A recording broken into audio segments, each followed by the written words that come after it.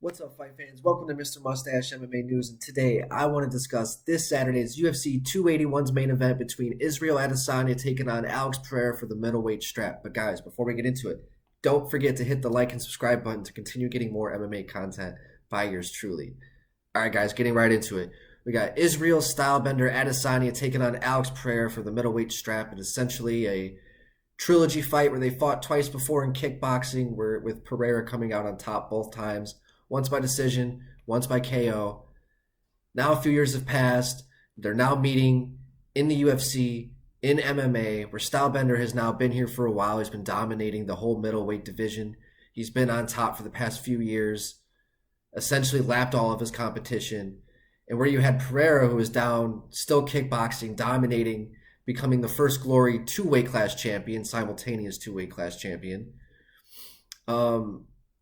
You could definitely tell he was sitting back and seeing at all the success that Adesanya was having, going, yeah, I knocked that motherfucker out. I beat him twice.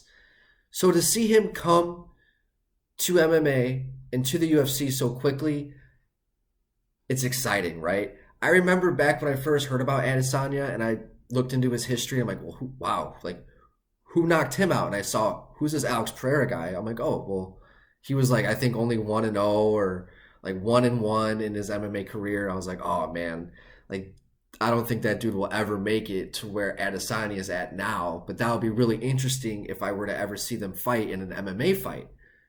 Well, here we go, just a few years down the road. Definitely got fast tracked to a title fight, but he went out there and knocked out Andreas Michailidis.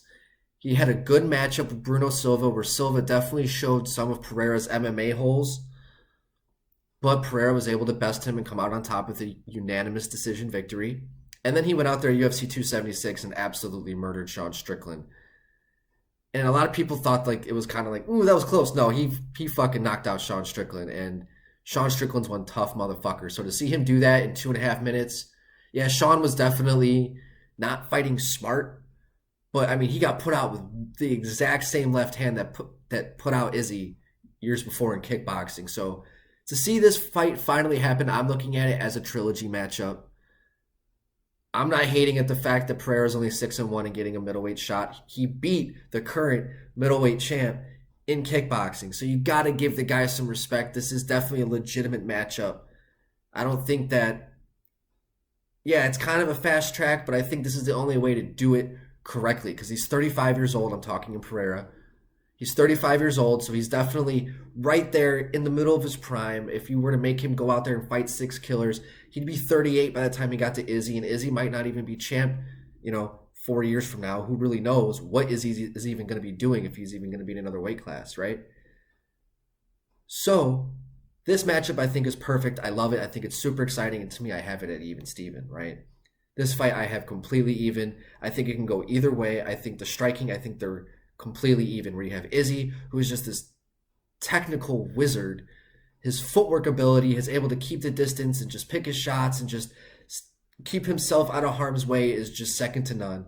And then you got Pereira, who's just this fucking big, savage Brazilian killer, right? He just looks like he's made of rock. He looks like he walks around about 220, 222. So for him to make 185, he's going to cut all this weight, where Izzy's not going to be cutting any weight, maybe 8 pounds. So he's going to have the size, the power advantage. And that's the typical bull versus the matador is probably what we're going to see in this matchup. I'm curious to see if Izzy is going to kind of go on the attack or if he's going to point fight. Either way he goes, I don't hate his fighting style. It's definitely not exciting lately, but you can't blame him for fighting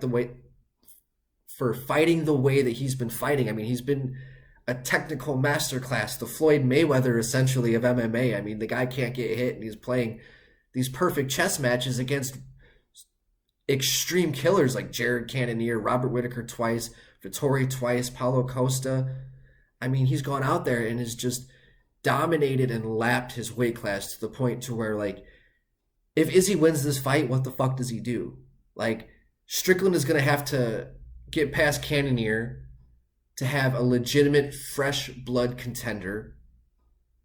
Because if Cannonier beats Strickland, then what? He's going to fight Whittaker for a third time, Vittori for a third time, Costa for a second time.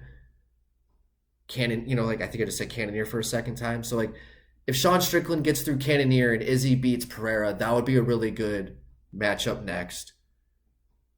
But besides that, like let's say Cannonier beats Strickland and Izzy beats Pereira, there's really nobody else interesting for him to fight against that he hasn't already beat multiple times. So if he were to go up and fight again at 205 where he already lost against Jan, I would not hate that at all. Like I think that would be very interesting for him to challenge himself and to go again. I would not hate on that at all if he were to go back to 205 and try and go for that again. Maybe gain some weight, go up there and gain some weight. He's going to be getting into his mid to late 30s soon, so he's probably going to get a lot of that man strength, and I would not hate on that decision whatsoever, right? Now let's say Pereira beats Izzy. Let's fucking go. Like everything's open for the whole weight class. You got Robert Whittaker, Marvin Vettori. I mean, everybody is going to be going for Pereira's head. And I think that will be a very, very interesting series of events that could play out in a plethora of directions. So if Izzy wins, it just shows how dominant he is and how stuck in the mud the rest of the division in the middleweight division is. But if Pereira gets the W, everything's going to open up, and it's going to be like open season for the middleweight title for all the contenders, right? So it's very interesting what's going to happen. And personally, I have it even Steven. I have it 50-50. I just want to see an interesting matchup. I want to see good technical striking. I want to see if these guys use other weapons and maybe use some cage fighting or some clinch work or maybe even some wrestling. That would be interesting to see. I'd like to see some jiu-jitsu from Stylebender. I'm excited for the matchup. I can't wait to see what's going to happen. Guys, I'd love to hear what you guys think is going to happen. I want to hear your comments in the comment section. Guys, don't forget to hit the like and subscribe button, all right? Mr. Mustache MMA News out. Let's fucking go, fight fans.